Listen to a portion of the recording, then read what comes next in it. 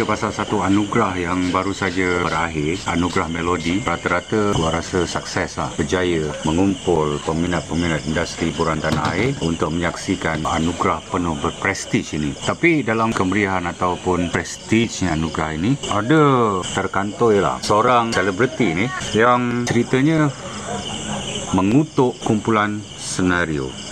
Dia bunyi lebih kurang macam ni lah. Dia cakap dengan kawan-kawan seperjuangan dia yang duduk sebaris, tapi didengari oleh salah seorang peminat. Ayat dia bunyi lebih kurang, tak ada pelawak lain ke nak buat lawak atas pentas tu selain senario yang sekarang ni dah buat lawak-lawak bodoh yang orang tak boleh nak dengar.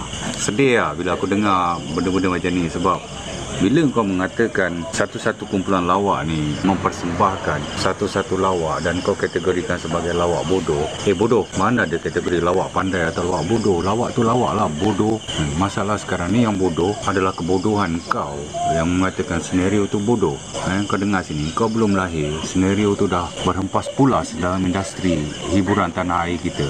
Dan aku sendiri secara peribadi memang aku terhibur dengan persembahan dari kumpulan senario, dan aku tidak pernah menganggap lawak-lawak mereka tu tidak lagi relevan sekarang ni.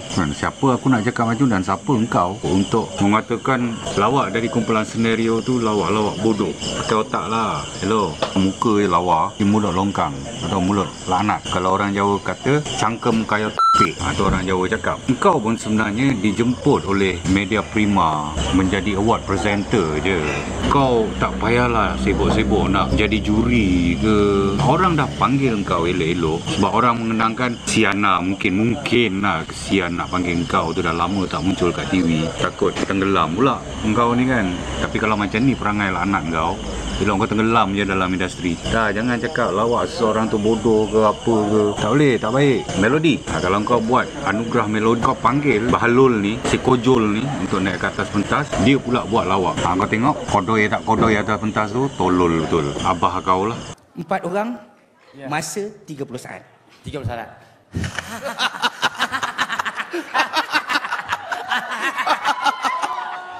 Nak gelak, kita ada tukang gelak kat bawah. Gelak sikit.